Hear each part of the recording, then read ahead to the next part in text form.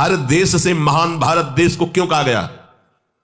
ऐसा भी है कि अन्य देश स्वीकार किया जाता है कि हमसे धनी है, स्वीकार किया जाता है कि वैज्ञानिक तत्वों में भी वो हमसे आगे हैं, पर भारत को महान धर्मशाली देश कहा गया है। कोई भी किसी भी देश का धर्मगुरु हो हमारे देश में आएगा, हमारी ऋषियों के सूत्रों से ही अपने धर्म को पुष्ट करेगा। सांप का मूल जड़ भारत धर्म का है। कहीं भी हो, कहीं भी देख लो, चाहे जिस देश का नाम लो, कहीं ना कहीं किसी भारत के ब्रह्म ऋषि की छाप लेकर के डोल रहा है। भारत भोग प्रधान देश नहीं है, भारत धर्म प्रधान देश है। यहां धर्म गुरुओं के द्वारा धर्म स्थापना करके चलाया जाता है। यहां आज जो हम समझ रहे हैं कि बाहरी परिपाटी हमारे भारत में आ जाए तो भारत आधुनिक और सर्वश्रेष्ठ देश माना जाएगा, कभी नहीं। भारत अपनी परिपाटी से चलता है, तब सब देशों के ऊपर राज्य करता है। किसी भी देश में न पतिव्रता मिलेगी न यति मिलेगा, ब्रह्मचर्य का कहीं नामो निशान नहीं मिलेगा। ये भारत देश में ही मिलेगा। यहां ब्रह्मचारी मिलेंगे, यहां सती मिलेंगे, यहां प्राणपण से धर्म का पालन करने वाले मिलेंगे। अब हमारे जो नई पीढ़ी है वो आधुनिकता को स्वीकार कर रहेगी। गर्लफ्रेंड, बॉयफ्रेंड, कौन सा रिलेशन है, लिव इन रिलेशन, ये हमारे कहीं किसी भी धर्म ग्रंथ में लिखा हो तो आप बता दीजिए। बाल्यावस्था से आज तक जितने भी धर्म ग्रंथों का स्वाध्याय हुआ कहीं भी लिखा हो तो ये बोलो सर्वनाश का स्वरूप है कि नहीं है? अभी बच्चा ना तो लोक को जानता है, ना परलोक को जानता है, ना हित को जानता है, ना अहित को जानता है।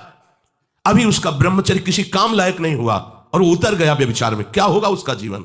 क्या होगा जीवन? चाहे वो स्त्री स्वरूप में चाहे पुरुष स्वरूप में हो, क्या बिना संयम के ये पशुता के व्यवहार से किसी की ना लौकिक उन्नति होती है ना परमार्थिक उन्नति होती है? पर कौन सुनेगा?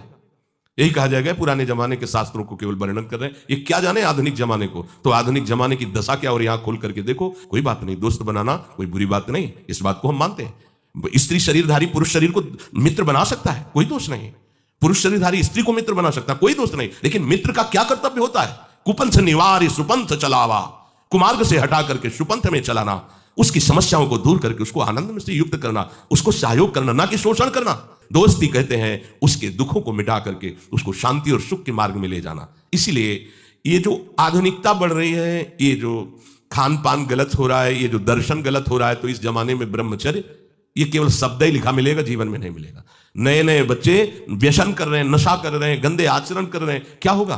कैसे आगे कोई समझेगा? शास्त्र क्या है, धर्म क्या है, बल क्या है?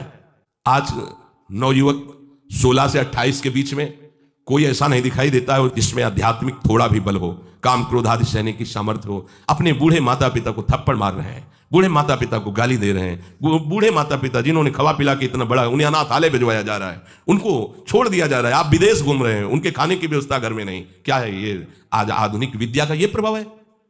विद्या विनयम ददाति, जो अपने वयोवृद्धों की सेवा नहीं कर सकता वो क्या विद्या पढ़ा? जो दूसरों की रक्षा नहीं कर सकता क्या विद्या पढ़ा? क्या विद्या का यही स्वरूप है दूसरे का शोषण करना?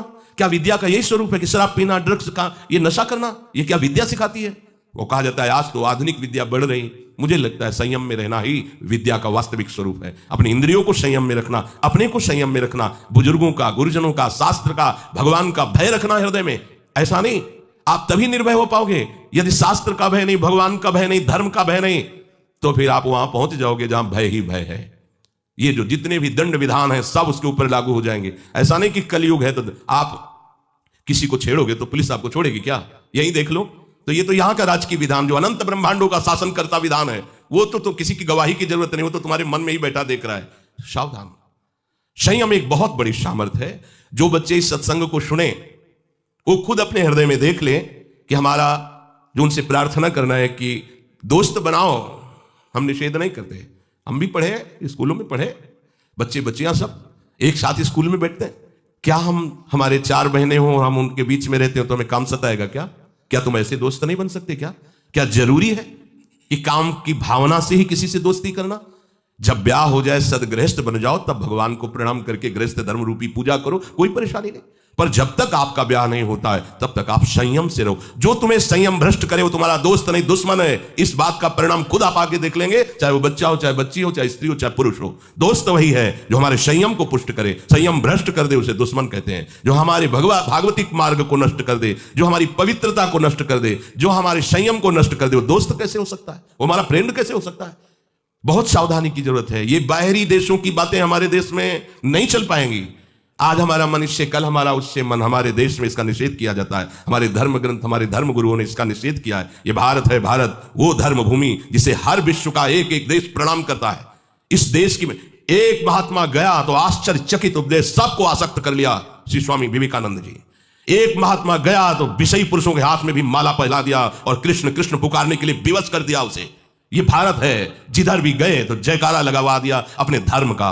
यहां के ग्रंथों में यहां के गृहस्थों की जय जयकार लिखी हुई है। आप भक्तमाल उठाकर देखिए कि 100 में 10 विरक्त होंगे, 90 गृहस्थ होंगे, और वो सब ऐसे महापुरुष जो विरक्तों से भी बढ़ करके हैं। तो ऐसा नहीं कहा जा सकता कि गृहस्थ में धर्माचरण नहीं होता, गृहस्थ में भगवत प्राप्ति नहीं हो सकती, गृहस्थ में संयम नहीं हो सकता। बिल्कुल गलत बात।